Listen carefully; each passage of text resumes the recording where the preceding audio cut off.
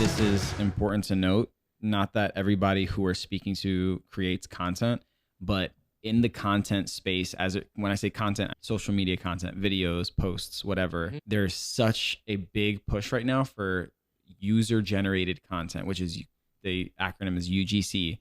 And it's essentially stuff you see all the time. You see when these brands are selling a product, they're no longer doing these highly produced videos.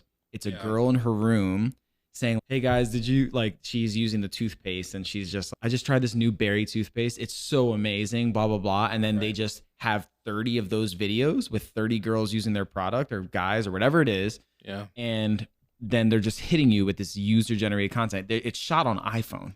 Yeah. It's literally shot on front facing camera iPhone. Yeah. The quality is low, but they'll add captions to it and they'll mass push it out.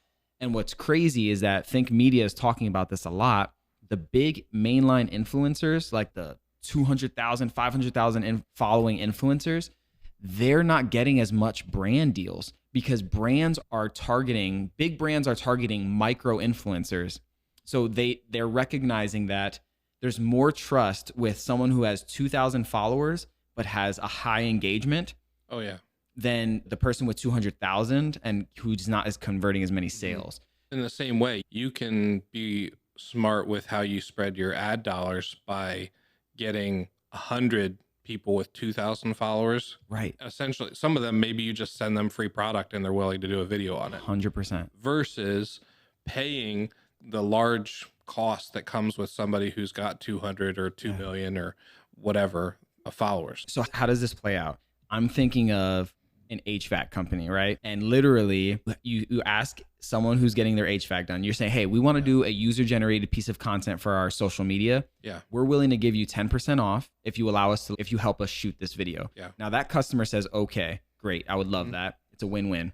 They grab their iPhone, they go outside and they're like, hey, I'm about to work with whatever HVAC company. They tell me that they're going to have it done in a day. I'm going to time them and let's see. Oh yeah. So it's a mom with her kids and they have 4 hours to get the job done. He said it was going to be done in 4 hours or I get the job guaranteed. So she's going and she's vlogging herself at the grocery store. She's doing all these things. She takes the kids to the park and she comes home after 4 hours. Mind you, the whole video, there's a countdown. Yeah.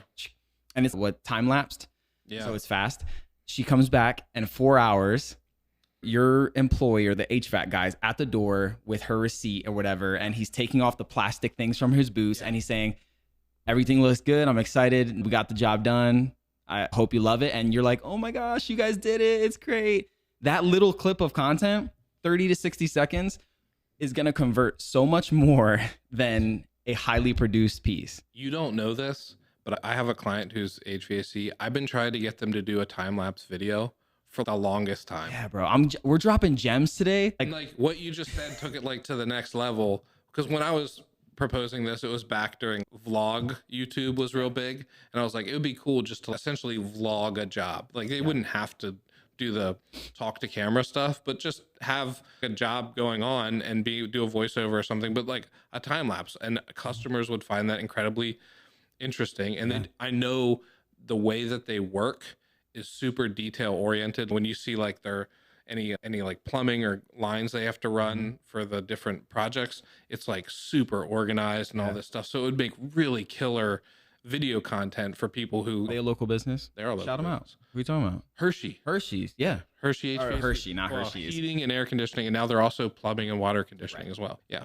I had someone like that in my Man mind, but yeah. And I'm going to bring Ryan on the podcast at some point. I think... But sorry. But anyways, I've been trying to get them to do that a long time, and now I have to call them out on this podcast. Yeah. But honestly, their business has been doing so well that type of marketing is just not something that they've been super interested in. And that's actually what I want to bring him on the podcast to talk about, is how your brand can be just doing such good work that people spread the word for you.